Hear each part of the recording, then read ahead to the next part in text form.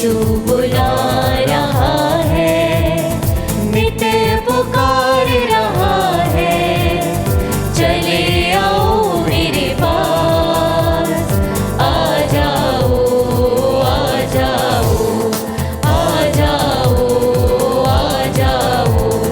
यीशु बुला रहा है, यीशु बुला रहा है। जब जीवन की राह कठिन हो और मंजिल की दिशा धूमिल हो, जब राहों का साथी नहीं हो और निराशा के बादल घने हो, तो आ जाओ आ जाओ आ जाओ आ जाओ। यीशु बुला रहा है, यीशु बुला रहा है। आप सभी लोगों को जय यीशु। यीशु पिता और पुत्र और पवित्र आत्मा के नाम पर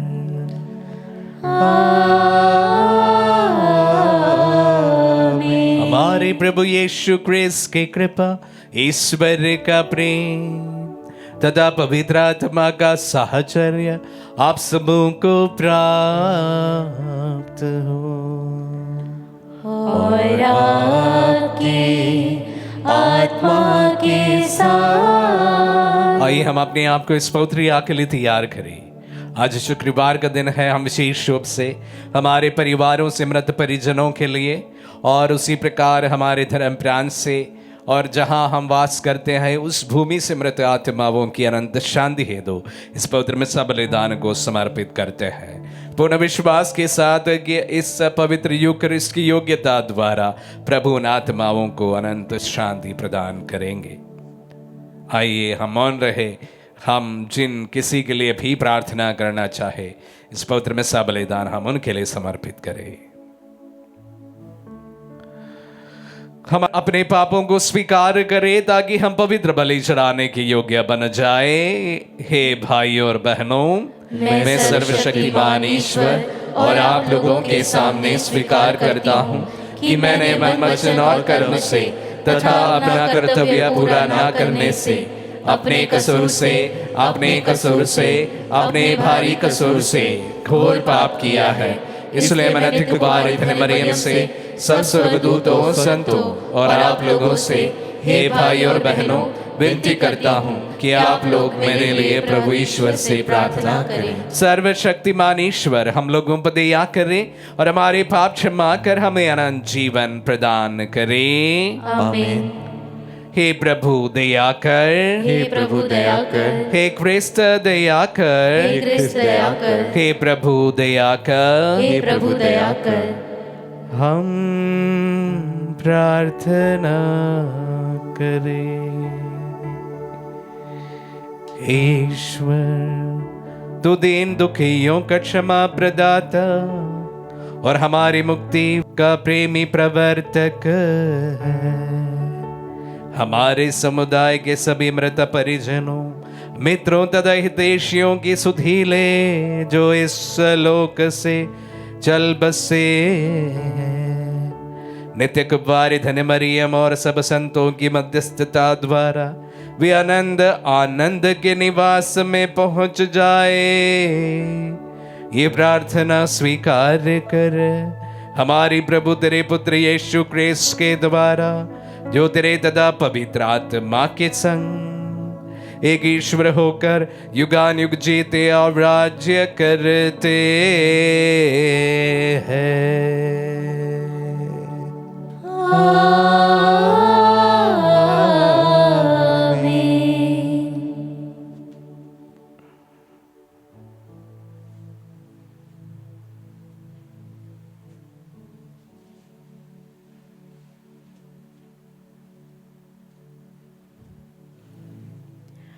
पहला पाठ प्रज्ञा ग्रंथ अध्याय 13 वचन संख्या 1 से 9। वे मनुष्य कितने मूर्ख हैं जिनमें ईश्वर का ज्ञान नहीं है, जो दृश्य जगत को देखकर सत नामक ईश्वर को नहीं जान सके। जो सृष्टि को देखकर सृष्टिकर्ता को पहचानने में असमर्थ रहे, क्योंकि उन्होंने अग्नि, पवन, सूक्ष्म वायु, तारामंडल, जल का तीव्र प्रवाह अथवा आकाश की ज्योति पिंडों को संसार का संचालन करने वाले देवता समझा है। यदि उन्होंने इन वस्तुओं के सौंदर्य से मोहित होकर इन्हें देवता समझ लिया, तो वे यह जान जाएं कि इन सब का स्वामी इनसे कितना श्रेष्ठ है, क्योंकि समस्त सौंदर्य के मूल स्रोत द्वारा इनकी सृष्टि हुई है। और यदि वे इन वस्तुओं की शक्ति और क्रियाशीलता से प्रभावित हुए, तो वे इन सब वस्तुओं से अनुमान लगाए कि इनका निर्माता कितना अधिक शक्तिशाली है, क्योंकि सृष्ट वस्तुओं की महानता और सौंदर्य के आधार पर इनके निर्माता का अनुमान लगाया जा सकता है। किंतु उन लोगों का दोष बड़ा नहीं है, क्योंकि वे ईश्वर को ढूंढते और उसे पाने की इच्छुक थे, किंतु वे भटक गए। वे ईश्वर के कार्य के बीच जीवन बिताकर उनकी छानबीन करते हैं और दृश्य वस्तुओं के सौंदर्य के कारण भ्रम में फंस जाते हैं। फिर भी वे लोग क्षमय नहीं हैं, क्योंकि यदि वे ज्ञान में इतने आगे बढ़ गए थे कि विश्व के विषय में चिंता कर सके, तो वे शीघ्र ही इसके स्वामी को क्यों नहीं पहचान गए। प्रभु की वाणी। ईश्वर को धन्यवाद। भजन अनुवाक्य। आकाश ईश्वर की महिमा बखानता है। आकाश ईश्वर की महिमा बखानता है। आकाश ईश्वर की महिमा बखानता है। तारामंडल उसका सामर्थ्य प्रकट करता है। दिन दिन को इसकी कहानी सुनाता है और रात रात को इसे सुनाता है। अनुवाक्य। आकाश ईश्वर की महिमा बखानता है। ना तो कोई वाणी सुनाई देती है, ना कोई शब्द और ना कोई स्वर, फिर भी इसकी गूंज संसार भर में फैल जाती है और पृथ्वी के सीमांतों तक इसकी ध्वनि। अनुवाक्य। आकाश ईश्वर की महिमा बखानता है। जय घोष। आलेलुया। उठ खड़े हो जाओ और सिर ऊपर उठाओ, क्योंकि तुम्हारी मुक्ति निकट है। आलेलुया।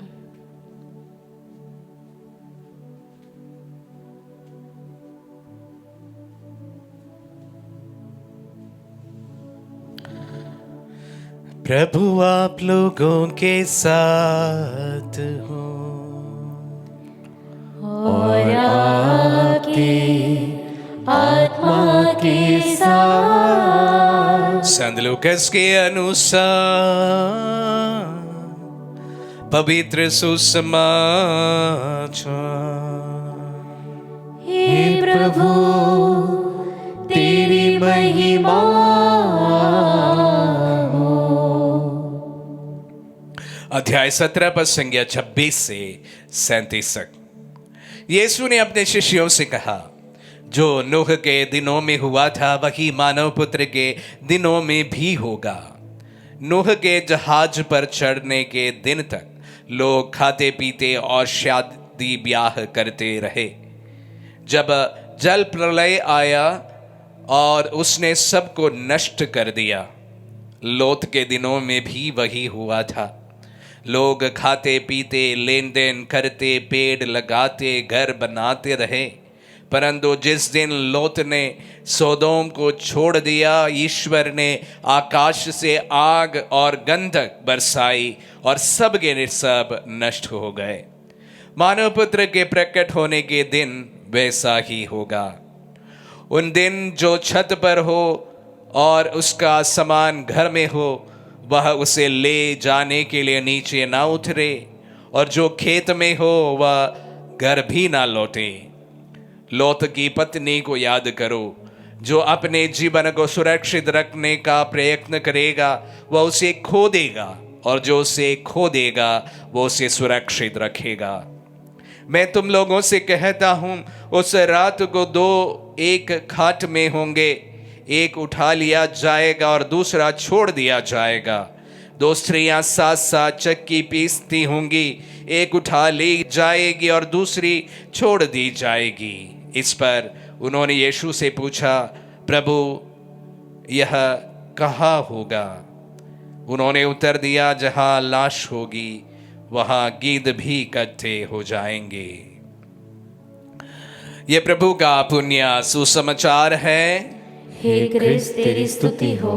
क्रिस्त में प्यारे भाई और बहनों, इन दिनों में हम लोग प्रज्ञा ग्रंथ से पहला पाठ सुनते आ रहे हैं। बड़े सुंदर बातें वहाँ पर कही गई है। अभी तक ऐसा मौका नहीं मिला कि प्रज्ञा ग्रंथ के बारे में, प्रज्ञा ग्रंथ के वचनों पर हम मनन करें, लेकिन आज के वचन मुझे बाध्य कर रहा है कि मैं इस पर दो शब्द अवश्य आप सबों के साथ साझा करूं। प्यारे भाई और बहनों, प्रभु हम सबको सचेत करते हैं सृष्ट वस्तुएं और सृष्टिकर्ता दोनों का जो अंतर है हमेशा हमारे जहन में रहे। सृष्टिकर्ता जो है वो सृष्टि का वस्तु नहीं हो सकता है, या सृष्टि की गई वस्तु जो है वो सृष्टिकर्ता नहीं बन सकता है। सरल शब्दों में जो ईश्वर के द्वारा रचित चीजें हैं, जैसे उसका वर्णन आज के पहले पाठ में हमारे सामने किया गया, जो अग्नि, पवन, सूक्ष्म वायु, तारा मंडल, जल का तीव्र प्रवाह, आकाश, ज्योतिपिंडों और संसार के संचालन करते नहीं बन सकते हैं। ये सब जो है प्रभु के द्वारा बनाई हुई चीजें हैं, ये ईश्वर की जगह नहीं ले सकते हैं। आज के वचनों में, आज के प्रज्ञा ग्रंथ के इन वचनों का यही सार होता है। जो ईश्वर के हाथों रचित चीजें हैं वो कभी ईश्वर की जगह नहीं ले सकते हैं। अक्सर इंसान दो कारणों से, यहां पर वो भी बताया गया है कि वह दिखने में बड़ा आकर्षक है, बहुत सुंदर है। बहती जलधारा हमें देखने को बहुत मोहित करता है। इसी प्रकार तारामंडल जो पूरे नभ में हमें देखने को मिलता है वो भी हमें मोहित कर लेता है, जो बहुत देखने को मिल सकता है। और उसी प्रकार जो चीजें हमें बड़ी शक्तिशाली लगती है, जैसे सूरज है, उसके सामने हम कितने कमजोर दिख जाते हैं, उसके बारे में साइंस भी कहता है। तो इन तमाम कारणों से, विशेष रूप से दो कारणों से, एक तो मतलब वो दिखने में बहुत सुंदर है और इसके कारण हम उस पर आराध्य या मोहित हो जाते हैं। दूसरा कारण है वो शक्तिमय है, बल से, ताकत से। जैसे हम देखते हैं कि आकाश, अग्नि, ये सारी चीजों इंसान के काबू में नहीं है, शक्तिशाली है। तो वहां पर हम उनके सामने भी सिर झुका देते हैं। जो हमारे काबू में नहीं है, जो हमसे शक्तिशाली है, अक्सर उसके सामने हम हर समय शीश झुकाते हैं। ऐसा होता है कभी कभी इंसान के सामने भी, जब हमें लगता है कि व्यक्ति बहुत शक्तिशाली है, उनके सामने ना जानते हुए भी हम शीश झुका देते हैं। लेकिन प्रभु हमें सचेत करते हैं, श्रेष्ठ कर्ता के लिए जो स्थान है वो सृष्टि वस्तुओं को कभी ना दे। या इंसान भी हो सकता है, चीजें भी हो सकती है, ये मात्र चीजें हैं, वो सृष्टिकर्ता नहीं बन सकता है। हम सबको प्रभु सचेत करते हैं। कभी कभी हम हमारे जीवन में किसी व्यक्ति को इतना आराध्य स्थान पर पहुंचाते हैं या रख देते हैं कि कभी कभी उनके सामने सहज ही हम शीश झुका लेते हैं। प्रभु सचेत करते हैं कि सृष्टि का वस्तु जो है उसको सृष्टिकर्ता का आराध्य ना दे। प्रभु सचेत करते हैं। सुसमाचार में अंतिम दिनों के बारे में हमारे सामने संत लूकास अपना वचन रखते हैं। इन दिनों में नवंबर महीने और दिसंबर महीने की शुरुआत में हम अक्सर अंतिम दिनों के बारे में सुनते जरूर है। प्यारे भाई और बहनों, जब भी अंतिम दिनों के बारे में मैं आप सबों के साथ साझा करता हूं, एक बात हमेशा मैं आप सबको याद दिलाता हूं कि प्रभु के वचनों में सटीक रूप से कहा गया है ये अंतिम दिन कब होगा, कैसे होगा, कब होने वाला है, इसकी कोई जानकारी किसी इंसान के पास नहीं है। इतना तक कहा गया है कि ईश्वर के पुत्र को भी इसकी जानकारी नहीं है। तो इसलिए इससे ज्यादा एंग्शियस होने की जरूरत नहीं है। पर एक बात जरूर है जो हमेशा मैं आपको याद दिलाता हूं हम सबके जीवन का अंत होना तय है। आज नहीं तो कल किस प्रकार होगा, किस घड़ी होगी, इसकी हमें कोई जानकारी नहीं है, लेकिन यह अवश्य है कि तेरा और मेरा, हम सबके जीवन का अंत होना बहुत जरूरी है और होता भी है। प्यारे भाई और बहनों, कभी कभी बहुत जल्दी ये हमारे पास आ जाते हैं। तो इस परिप्रेक्ष्य में मैं हमेशा आप सबको याद दिलाना चाहता हूं कि we are living an uncertain life. हमें पता नहीं है कि हमारा जीवन का अंत कब होने वाला है। जल्दी भी हो सकता है या प्रभु हमें और थोड़ा ज्यादा समय भी दे सकते हैं। और अक्सर इन दिनों में मैं विशेष रूप से मेरे ही कुछ लोगों की मृत्यु बहुत जल्दी हो जाने से इस निष्कर्ष पर पहुंचा हूं कि हमारा अंत भी कभी भी हो सकता है। तो इसलिए प्यारे भाई और बहनों, मैं याद दिलाना चाहूं कि कोई भी चीज कल के लिए ना रखे।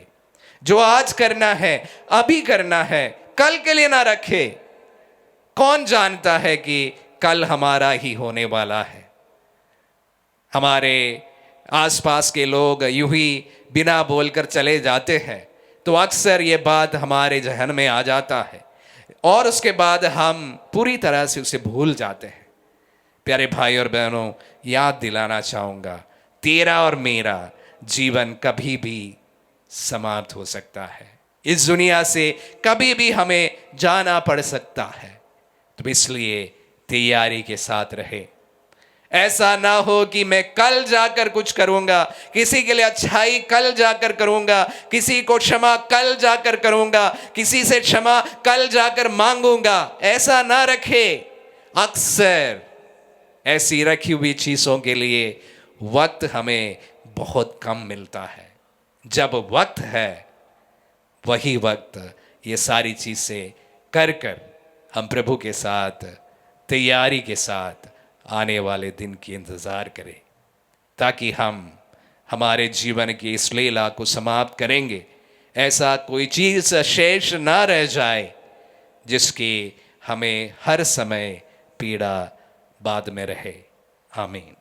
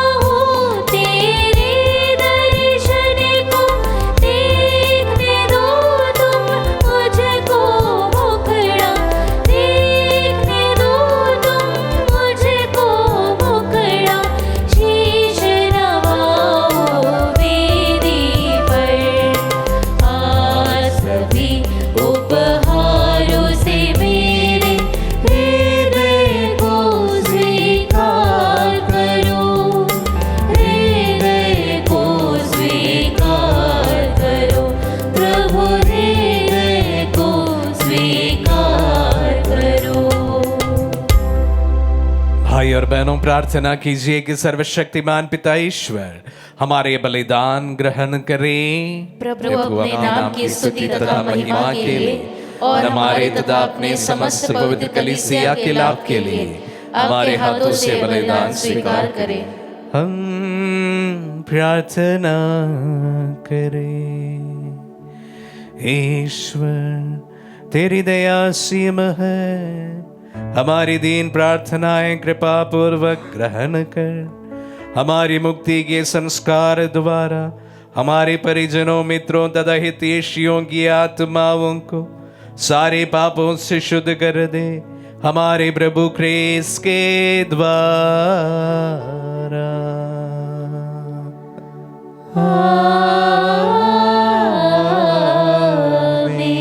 प्रभु आप लोगों के साथ हो और आपके आत्मा के साथ। प्रभु में मन लगाइए।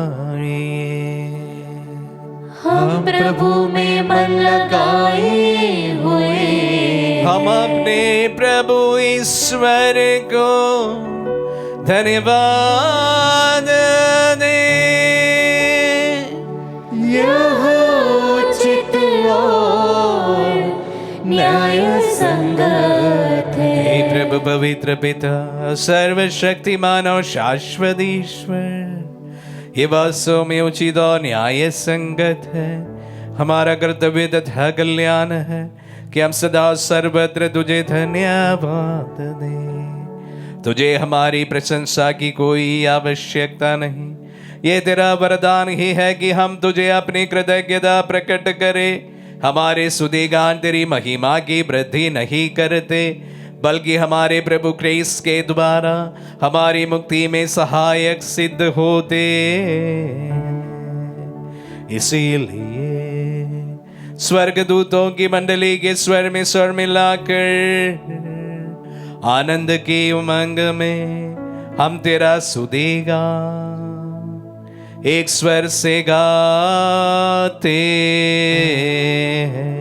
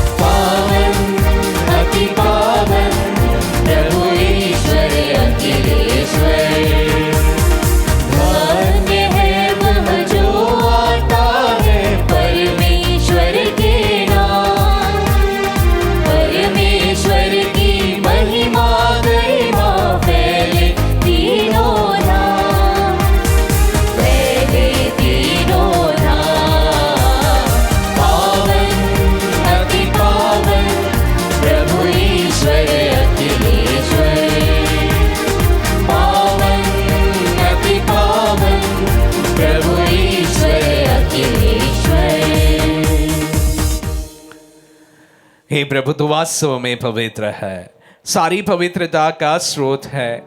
हम तुझसे प्रार्थना करते हैं, तो इन उपहारों को अपनी आत्मा के संस्पर्श से पवित्र कर दे, कि हमारे प्रभु यीशु ख्रीस्त का शरीर तथा रक्त बन जाए।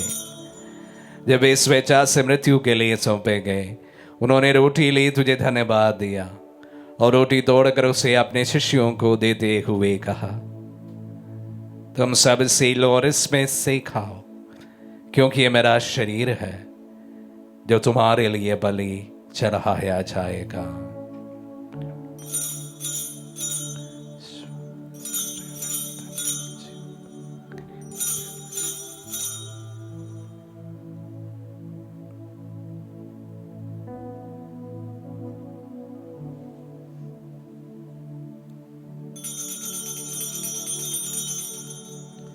इसी भांति भोजन के बाद उन्होंने कटोरा लिया, तुझे धन्यवाद दिया और उसे अपने शिष्यों को देते हुए कहा, तुम सब इसी लो और इसमें से पियो, क्योंकि यह मेरा रक्त का कटोरा है, नवीन और अनंत व्यवस्थान का रक्त, जो तुम्हारी और बहुतों के पापों की क्षमा के लिए बहाया जाएगा।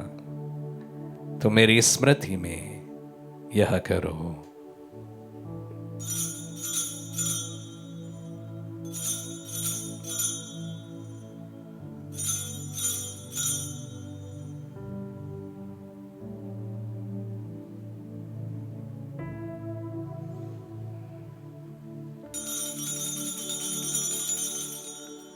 विश्वास का रहस्य। हे प्रभु, हम तेरी मृत्यु तथा पुनरुत्थान की घोषणा तेरे पुनरागमन तक करते रहेंगे। इसलिए हे प्रभु, हम क्रिस्त की मृत्यु और पुनरुत्थान की स्मृति में तुझे जीवन की रोटी और मुक्ति का कटोरा चढ़ाते हैं। हम तुझे धन्यवाद देते हैं कि तूने हमें अपने सम्मुख उपस्थित होने और अपनी सेवा करने का सौभाग्य प्रदान किया है। हमारा नम्र निवेदन है कि हम सब जो क्रिस्त का शरीर और रक्त ग्रहण करते हैं, पवित्र आत्मा के द्वारा एकता की सूत्र में बंधे रहे।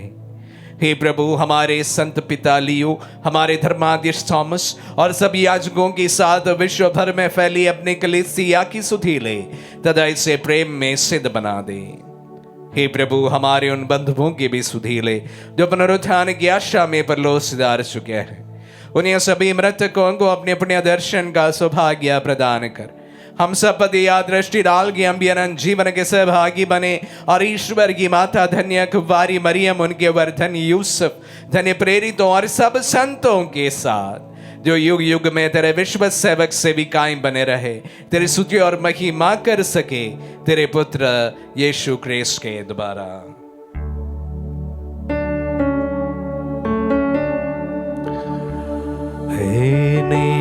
प्रभु क्रिस्त के द्वारा इन्हीं के साथ और इन्हीं हे सर्वशक्तिमान पिता ईश्वर, पवित्र आत्मा के साथ सारा गौरव तथा सम्मान युगान युग तेरा ही है।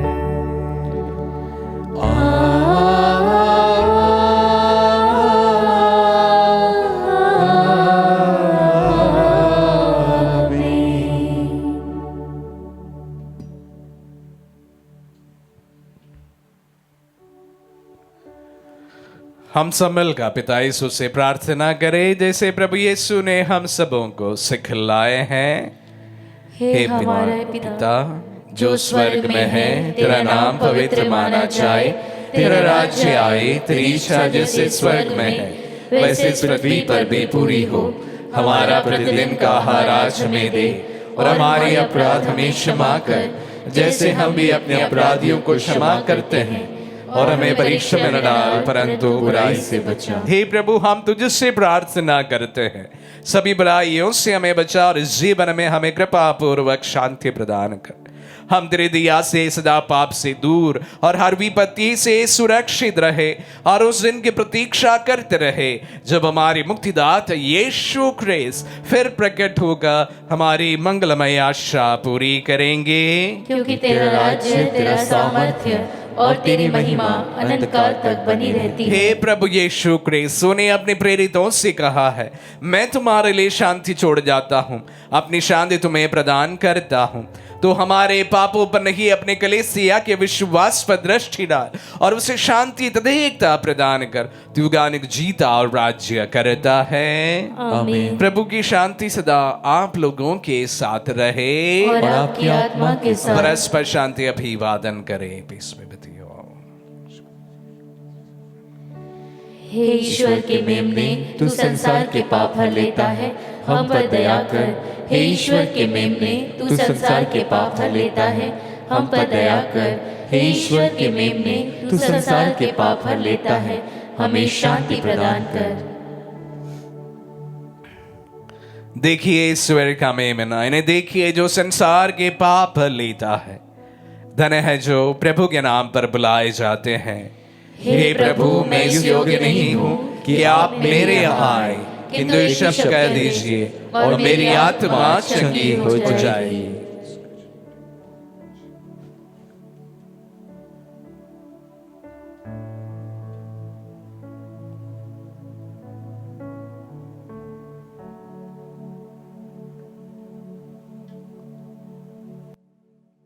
हे मेरे प्रभु यीशु, मैं सारे हृदय से विश्वास करती हूँ कि आप पवित्र यूकरिस्ती संस्कार में उपस्थित हैं। हे प्रभु, मैं सभी चीज़ों से बढ़कर आपको प्रेम करती हूँ और मेरी यही अभिलाषा है कि आप मेरी आत्मा में आकर बस जाएं, क्योंकि हे प्रभु, मैं आपको आज ग्रहण करने में असमर्थ हूँ। हे प्रभु, आध्यात्मिक रूप से आकर मेरे हृदय में समा जाइए। हे यीशु, मैं आज आप में एक होना चाहती हूँ और आप में समा जाना चाहती हूँ। हे प्रभु, यह कभी ना होने पाए कि मैं आपसे कभी अलग हो जाऊं। आमीन। हमारे दिल में पधारे प्रभु को हम धन्यवाद दें। आज के वचनों के द्वारा प्रभु ने इस जीवन के क्षण भंगुरता के बारे में हमें समझाया। कुछ पल के लिए हम हैं, कुछ पल के बाद हम नहीं हैं। प्रभु जी, हम हमारे जीवन को ऐसे जीते हैं कि जैसे हमारा कोई अंत नहीं हो सकता। प्रभु जी, इस बोध की ओर हमें ले चल कि हम कुछ पल के लिए इस दुनिया में आए मेहमान हैं। प्रभु जी, हमसे कोई चूक ना जाए। जो कार्य करना चाहे, जो बात करनी चाहे, प्रभु सब कुछ इस समय यहाँ पर, जैसे आज मेरे जीवन का लास्ट डे हो, उसी प्रकार जीने की हमें अनुग्रह प्रदान कीजिए। किसी से क्षमा मांगनी हो, किसी को क्षमा करनी हो, प्रभु जी वेद हम तुरंत करने में कामयाब रहे, ताकि कोई भी हमसे छूट ना जाए। हम प्रार्थना करें। हे सर्वशक्तिमान और दयालु ईश्वर, हमने अपने परिजनों, मित्रों और हितैषियों की आत्माओं के लिए तुझे ये स्तुति बलि चढ़ाई है। इस संस्कार के सामर्थ्य से वे सारे पापों से शुद्ध हो जाए और आनंद आलोक का आनंद प्राप्त करे। ये वर दे हमारे प्रभु ख्रीस्त के द्वारा।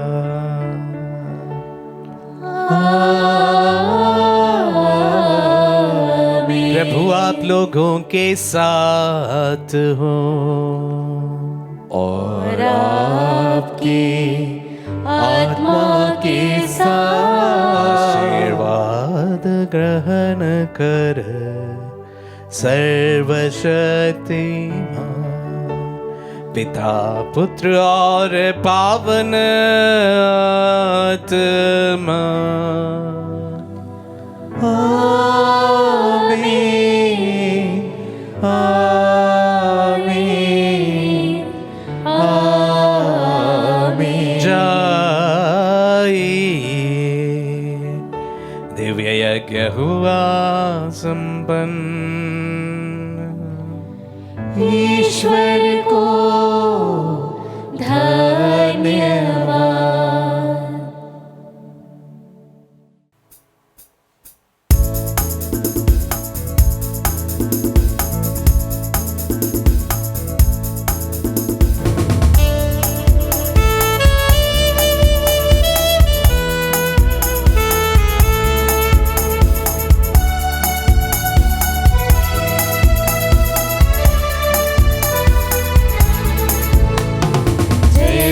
प्रभु यीशु की जय जय, प्रभु यीशु की।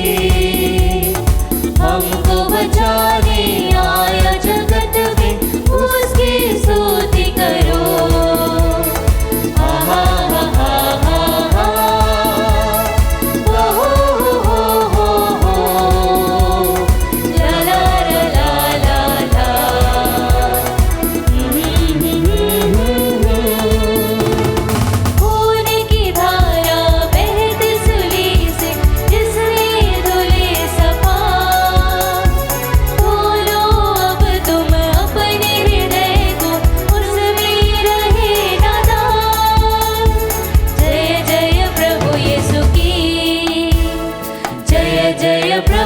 यीशु की। हमको बचाने आया जगत में, उसकी स्तुति करो।